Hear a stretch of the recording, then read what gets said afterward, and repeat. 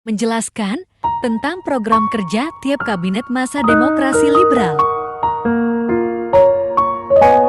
Era demokrasi liberal adalah era ketika Presiden Soekarno memerintah menggunakan konstitusi, Undang-Undang Dasar, sementara Republik Indonesia tahun 1950. Periode ini berlangsung sejak 17 Agustus tahun 1950 hingga 5 Juli tahun 1959. Selama periode ini berjalan, telah terbentuk sebanyak 7 kabinet dengan dipimpin oleh Perdana Menteri yang berbeda-beda.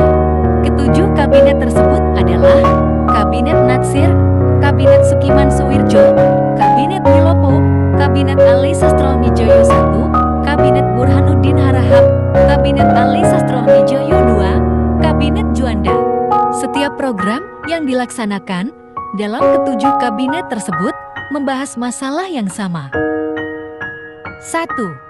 Kabinet Natsir merupakan kabinet pertama yang dibentuk setelah Republik Indonesia Serikat bubar dan diganti menjadi Negara Kesatuan Republik Indonesia (NKRI). Kabinet ini dipimpin oleh Muhammad Natsir sejak 6 September tahun 1950 hingga 27 April tahun 1951.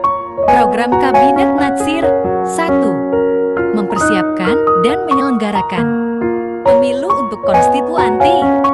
2. Mencapai konsolidasi dan menyempurnakan susunan pemerintah, serta membentuk peralatan negara yang bulat. 3. Menggiatkan usaha mencapai keamanan dan ketentraman. 4. Mengembangkan dan memperkuat kesatuan ekonomi rakyat sebagai dasar bagi melaksanakan ekonomi nasional yang sehat, serta melakukan kerjasama antara buruh dan majikan. 5. Membantu pembangunan perumahan rakyat serta memperluas usaha-usaha, meninggikan derajat kesehatan dan kecerdasan rakyat.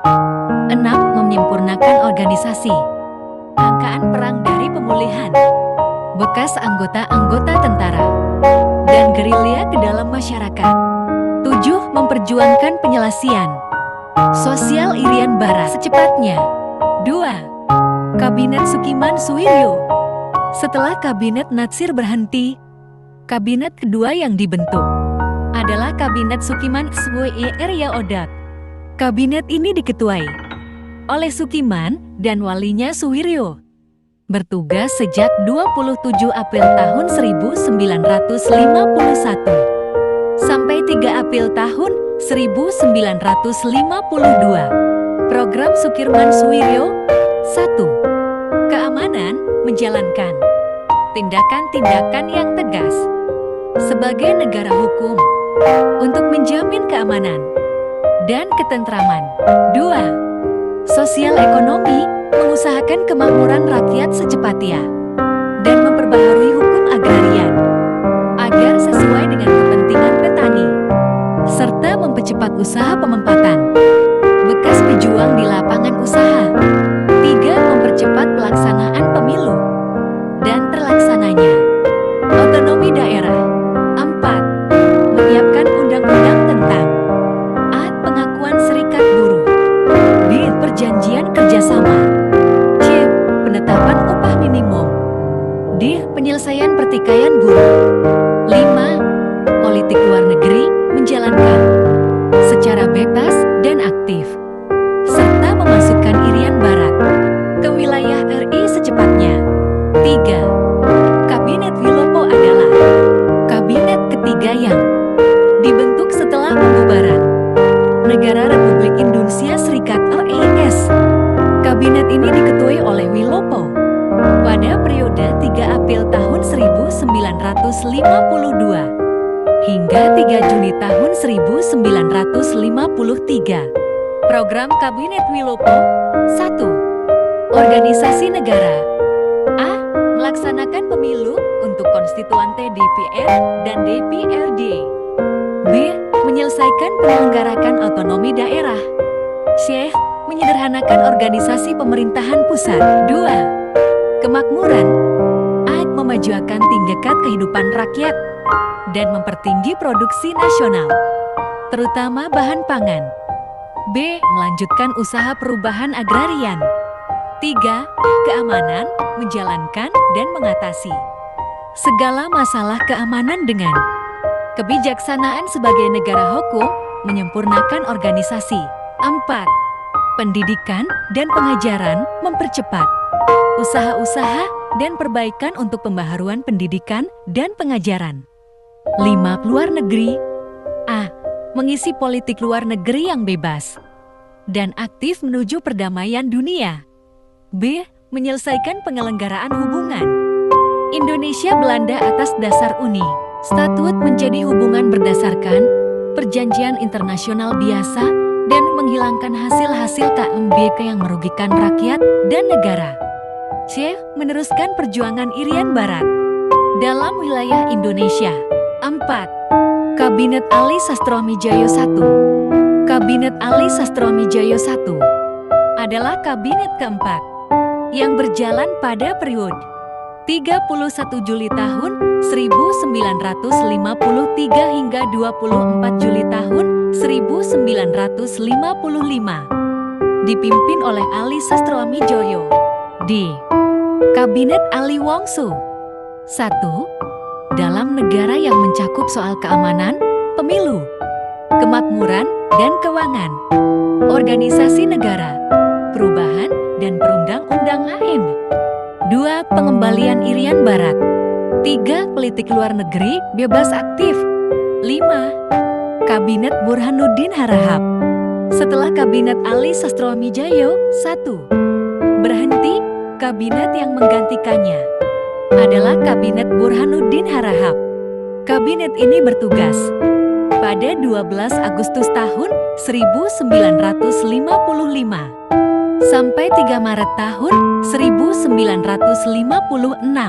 Kabinet Burhanuddin Harahap juga disebut sebagai Kabinet Nasional karena terdapat 13 partai yang tergabung dalam kabinet ini didominasi oleh Partai Masyumi. M. Kabinet Burhanuddin Harahap. 1. Pelaksanaan pemilu. 2. Desentralisasi. 3. Mengatasi masalah inflasi dan pemberantasan korupsi. 4. Perjuangan pengambilan Irian Barat. 5. Politik kerjasama Asia Afrika berdasarkan politik bebas aktif. 6. Kabinet Ali Sastroamidjojo II. Usai Kabinet Burhanuddin Harahap bubar, dibentuklah Kabinet Ali Sastroamidjojo II. Kabinet ini bertugas pada periode 24 Maret tahun 1956 hingga 14 Maret tahun 1957. Program Kabinet Ali II rencana 5 tahun yang memuat soal-soal jangka panjang antara lain: 1. Irian Barat. A. Merumuskan perjuangan mewujudkan de facto Indonesia atas Irian Barat berdasarkan kekuatan rakyat dan kekuatan-kekuatan anti-kolonialisme di dunia internasional. B. Membentuk Provinsi Irian Barat. 2. Melaksanakan pembentukan daerah otonom dan mempercepat pemilihan anggota DPRD. 3. Memperbaiki nasib kaum buruh dan pegawai. 4. Menyehatkan keuangan negara sehingga tercapai imbangan anggaran belanja serta berusaha untuk mewujudkan pergantian ekonomi kolonial menjadi ekonomi nasional berdasarkan kepentingan rakyat. 5. Luar negeri. A. Menjalankan politik luar negeri yang bebas dan aktif. B. Merumuskan kerjasama dengan negara-negara Asia Afrika dalam melaksanakan keputusan-keputusan Konferensi Asia Afrika di Bandung. 7. Kabinet Juanda. Kabinet Juanda atau Kabinet Karya bertugas pada periode 9 April tahun 1957 hingga 10 Juli tahun 1959. J. Kabinet program Kabinet Juanda terpilih pasal atau pancakarya, yaitu 1. Membentuk Dewan Nasional